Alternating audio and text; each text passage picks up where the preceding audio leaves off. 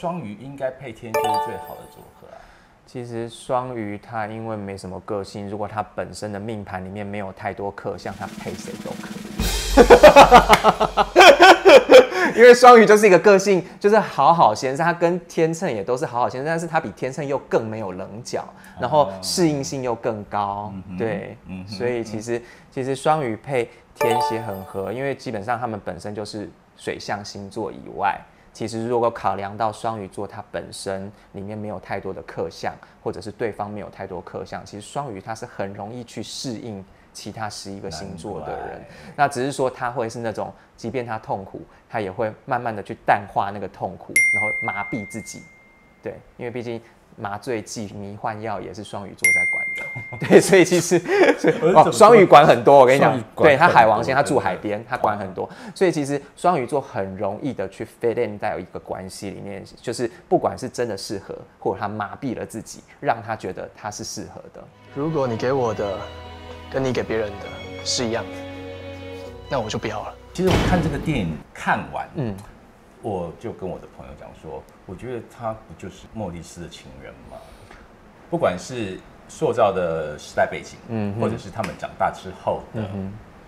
的状况，或者是这2位主角之间的那种情感互动，对不对？洛师傅觉得会是同样的星座类型吗？其实我一讲到就是同志、情谊或者是情欲相关的电影的时候，我一定就会先把双鱼座跟宝瓶座这2个星座就先挑出来了。哦，为什么？因为他们2个是最直接的，是会跟同志情谊呼应的2个星座的一个能量。星座也管同志这件事？那当然，因为在希腊文化里面，其实同志关系是一个非常稀松平常，根本不值得拿出来提的一个生活的一个习惯。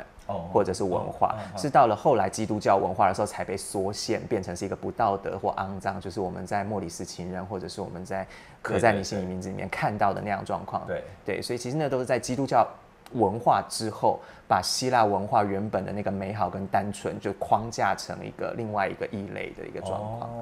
宝瓶座。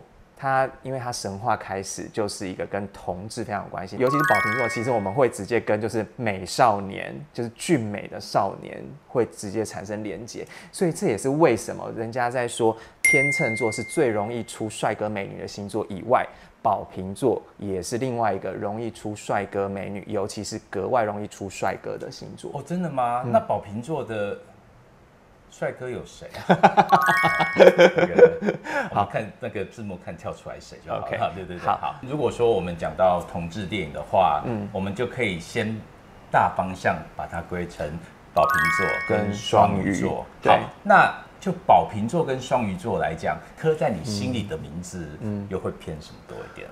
我觉得整个的氛围啦，双鱼会多一点的原因，是因为第一个，他讲的就是一个拍电影的2个孩子的梦想，不管是电影或者是梦想，这其实都是跟双鱼有直接的共鸣跟连结的，所以在相对来说，双鱼又会对情感或者是爱这件事情会有更多的关联，然后再来你要看这部关系，它其实最后是一个对爱的幻灭，这件事情其实也是跟双鱼有关。对。你这样讲也对耶，刻在你心里的名字就是导演的年少故事去做改编的呀。我觉得这是一个非常非常充满双鱼氛围的一部电影。其实，当然因为就是本身双鱼本身也就是会有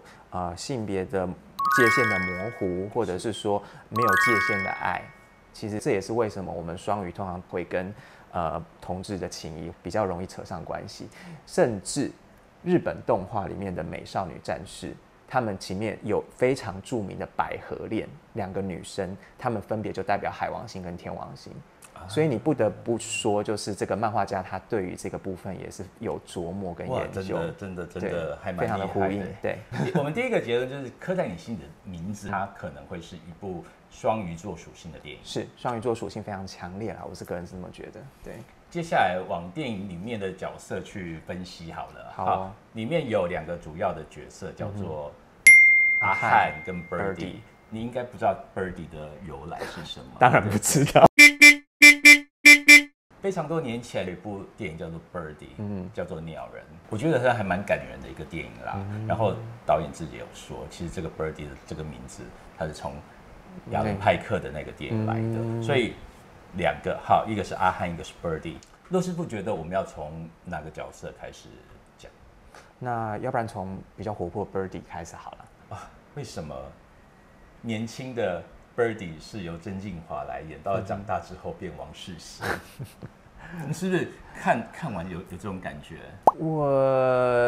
我是有感觉到心情上面的冲击跟落差啦。千万不要责怪导演。我有一个朋友，我们在年轻的时候，大家都叫他郭富城。哇，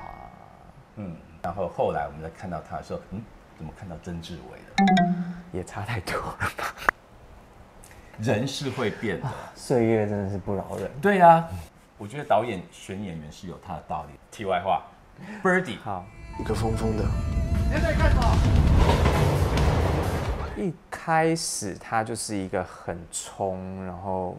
你感觉是一个敢爱敢恨的一个又叛逆的一个角色，所以其实我一直又会觉得他有很强的白羊的那种冲锋陷阵，或者是说有那种很保平的那种很叛逆，他都爱看一些人家没兴趣的或者没看过的片子啦，或者是那时候很觉得是很黑五类之类的那种题材的电影啦，或者是说他就是一个人家会觉得怪怪的，对的这个部分，所以其实我也就会马上跟宝平跟白羊去做连接。那后来你又会觉得说他整个在演技上面或互动上一下好一下又不好，然后也会给你觉得忽冷忽热，反反复复，你会搞不清楚他这个脑子里面在卖什么。这个部分我又会觉得好像跟双子好像又有一点像。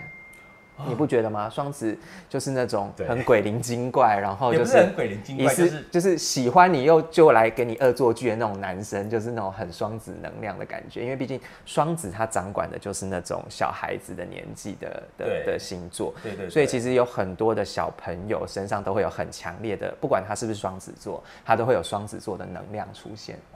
对，其实我们在讲双子的话，其实他的确就是有人就是形容他是天使与恶魔的综合体的能量，或者是善与恶综合体。因为其实像之前我们在《亲爱的房客》里面有稍微提到那个要头的星座也是双子嘛。其实我觉得这一类的角色我会直接毫无悬念的给双子座。那个时候我也就提到说，其实因为水星它本身是一个非吉非凶，是吉是凶的星，所以它其实永远就是综合了吉或凶或中性的一个能量。所以它会时好时坏，时好时坏，或者是有时候跟你很麻吉，有时候会跟你好像八竿子打不着，双重人格就对了。对，但是它这个也要综合它星盘里面其他行星落点，可能它的火星或者是月亮落在宝瓶，或者是一些比较疏离或比较在情绪起伏上比较大的星座，那其实要综合去判断。但是双子的话，它其实是有这样的特质的。从一个大的那个线索来看，它可能会是双子。然后会是那个宝瓶座，还有牡羊座，就是显得他很冲动嘛。对，因为你就会觉得说，他就是一个敢冲，甚至你看他出车祸，这个不管是车祸，这个就是冲嘛，冲得快，速度感也其实跟宝瓶座产生的意外也是有关系。所以白羊跟宝瓶的这个能量都会有在里面。对，那到后来呢？其实后来你就会觉得说，他刻意的去做一个疏离或者是反复，所以这个部分我就会觉得他跟白羊就不行了，因为白羊一定是跟射手座一样，你看他就是直肠子，而且你就会明白他为什么要这么做，他不会给你那么多的裸戏杀，对，或者是让你想不透的，因为宝瓶的想不透是让你觉得说，他的思想太聪明、太超前了，你可能要跨过好几步之后才会到他那一步，所以你会想不透。那双子的想不透是他真的是变来变去，有时候你问他说你为什么要变成这样，他说没有，我觉得这样子比较好玩，或者是说我就觉得好像就是要这样子，所以你就会觉得说双子的想不透跟宝瓶的想不透，它还是本质上面有差别。对，双子，其实我曾经有认识过一个双子，就是他的那个想不透，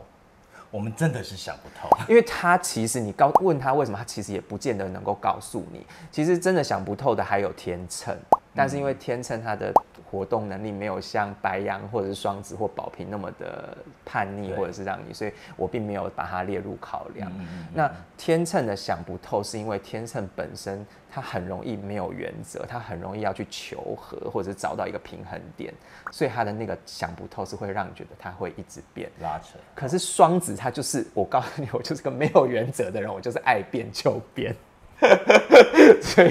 所以人家会更觉得，就是这是一个，不管你要说他是人格瑕疵品，但是我会觉得这就是双子他特别的地方。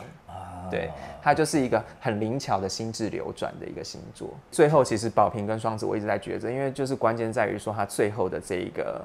切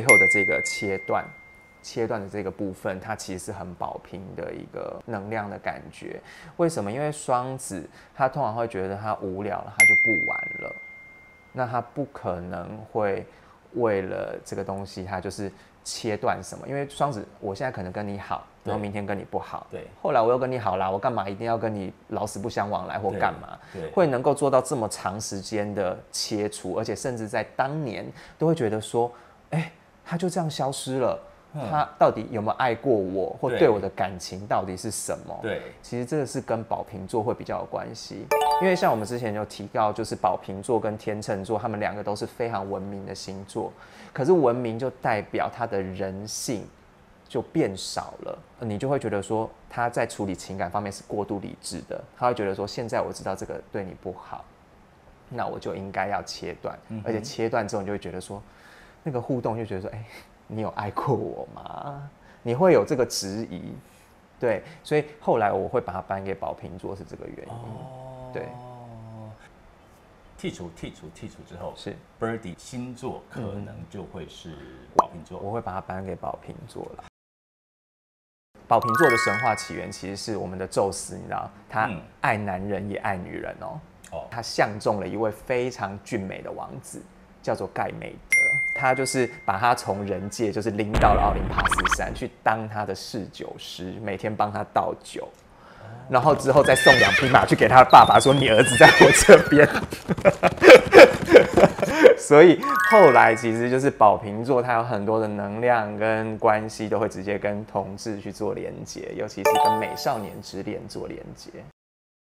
Birdy 之后，我们要讲阿汉了。不敢说出我喜欢谁，你敢不敢？他是被动的，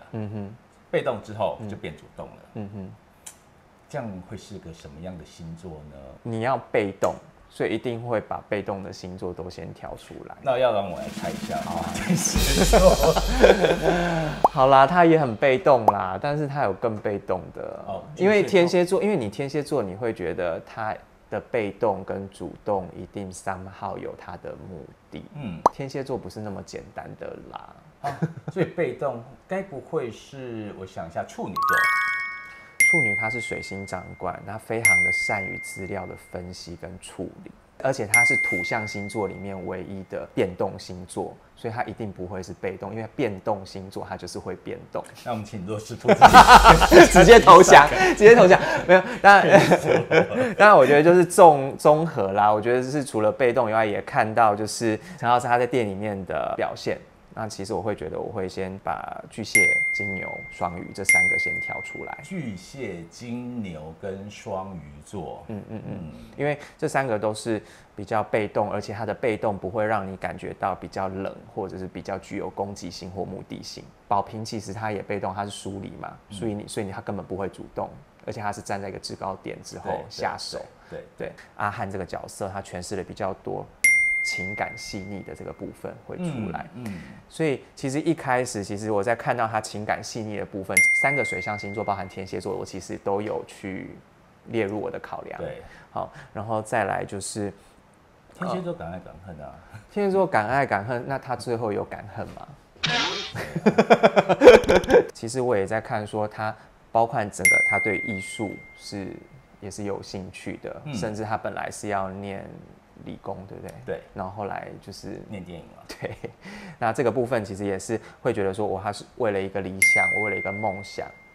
或者是为了一个承诺而去努力不懈持续。对。所以这部分我本来是有想说，他跟金牛跟双鱼有近一点。再继续往前走的时候，你就会感觉他的情感是多于他的理智跟原则的。对，所以其实这个部分我就会觉得，其实水象的巨蟹或者是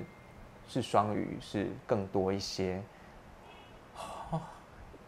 哦，巨蟹跟双鱼再更多一点，对不对？对。而且你看，就是因为其实一般的同志电影，不管是我们之前看到的《孽子》啊，或者是《莫里斯情人》，或者是我们看到心里面，或其他我们看到的很多的同志电影里面，会有一个很大的就是家庭的纠结，对，而让当事人痛苦这件事情，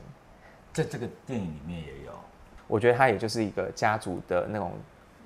纠结，会让巨蟹座会非常的不安，因为巨蟹座很重视的就是跟家庭的关系，或者说他居住环境的氛围，或者是什么的，所以我也会把它有一点比较符码性的跟巨蟹座连接在一起。在剧情一直推移之后，其实除了金牛座这个部分，我们因为情感的这部分，我们会先暂不考虑以外，到最后我们会在台中公园的那一幕，其实是我真的是决定它会是巨蟹或者是双鱼的一个很大的原因。因为其实不管是巨蟹或双鱼，或者是你要说天蝎也好，其实3个水象星座都念旧，而且它念旧是可以念到好几十年。那当然天蝎是多一点记恨，可以记好几十年哈。那巨蟹的话，我觉得可能就是会有。那当然，那巨蟹的话，其实它是真的会念旧的一个星座，而且它会念的是那种让我很伤心难过，或者是说我很爱，但是我已经忘记当时的情境是什么的星座。那当然我会觉得说念旧3个水象星座都有，因为水象星座它就是掌管过去的星座。但是最后我会把它颁给双鱼座的原因呢，是因为其实在台中公园的那一幕，他跟了一个中年的阿伯的互动关系。在那场戏的互动关系里面，你可以感受到很强的双鱼能量是什么？双鱼其实我们很多时候我们讲说上床这件事或发生关系这件事情，对，牡羊一定是冲锋陷阵，对，我知道要干嘛。那双子呢是觉得好玩，我们来玩玩看，对，好，那不一定放真感情，但是觉得好玩。那金牛我会觉得可能是好爽，所以我要来玩。那天蝎呢是觉得跟你做了之后，我觉得我可以慢慢的去掌控你的心，不只是你的肉，还要掌控你的心，让你就是一世成主顾。好，那其实每个星座他们对于性爱的表现是不太一样的。你还没讲到双鱼啊？在双鱼呢，双鱼是什么？双鱼它是海王星，他会觉得它会是一个一定要浪漫的，一定要有氛围，但是别忘记海王星它是一个很虚无缥缈的星，所以其实它的主动力是非常薄弱，它像雾一样的。所以我们一般讲到说很容易上了自己也不想上的床，或者是上了自己也不知道该不该上的床的人，就是讲乌的赫，也不是乌的后，或者是有时候可能自己也没有很愿意，但是就半推半就的被送作堆的。其实他会跟双鱼，或者是火星在双鱼，或者是火星在巨蟹，会比较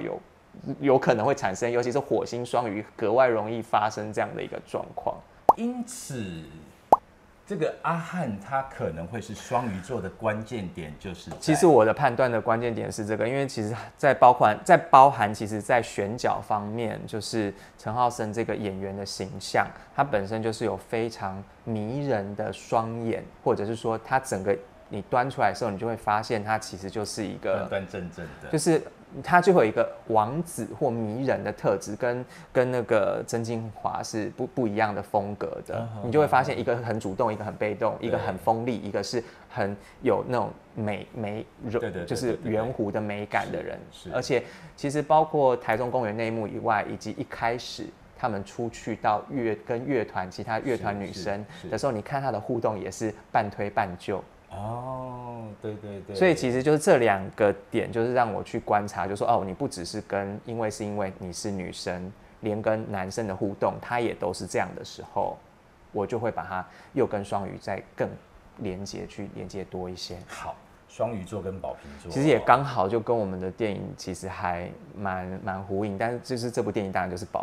双鱼多一些嘛，对啊，对，而且它是一个苦恋，常年的苦恋、悲恋这个部分，其实也跟海王星的恋情是很有关系。双鱼对一个人的那个怀念、思念，其实可以很久。他是非常重感情的，他是12星座里面最重灵性跟情感的星座，所以人家说双鱼滥情也是列入渣男排行榜的前几名嘛。其实不是因为他真的怎么样，他真的太重感情，所以我对你的爱是真的，我对他的爱也是真的，而且通常他们心不坏，但是他们通常不会拒绝，所以最后就是牵了一串葡萄出来。对，在电影里面是这样，双鱼座跟宝瓶座的组合的同性关系，那也可能有很多的同志朋友，他们是这样子的关系。就以最粗浅的太阳星座来讲的话，陆师傅觉得，其实因为真的单就太阳星座来讲，我们会欠缺考虑非常多在情感中的因素，因为包括什么月亮的落点啊，你金星的落点哈，那木土的落点，这其实要考量的太多了。如果只用单纯的太阳星座考量的话，真的会比较武断啦。对。那但是如果硬要就是用2个太阳星座，而且是连宫的太阳星座去看的话，你会发现，通常连宫的2个星座，其中一方会觉得另外一方很奇妙，然后会有他自己所没有的特质，但是那个特质又不是互补。互补是2个冲突的特质，但是可以去做到一个平衡。但是它的是一种感觉，是有一种莫名的熟悉感，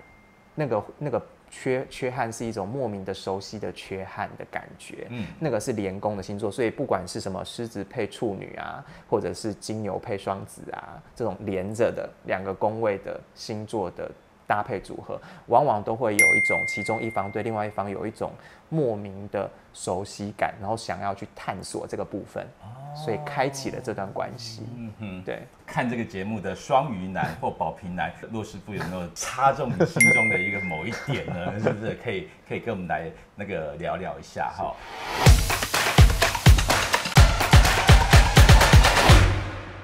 很美的选角啦，选角本身就是美，所以视觉上你就觉得它是美的。然后再来就是它的记忆的这个连段，我会觉得每一段记忆看起来都是感觉是有它的情绪在的，但是我会觉得我会希望啦，我可以看到更多是促成这么深刻情感的它的缘由，或者是说它的更多一点这样的过程，而不是说出了一个车祸，然后之后就突然怎么样或怎么样。所以我觉得那个转折对我来说，因为我不是回忆当事人，所以我需要更多一点的一些能量去让我能够更进入就是剧中角色的关系，会是更让人更感动的，因为它本身就是一个很漂亮的片子。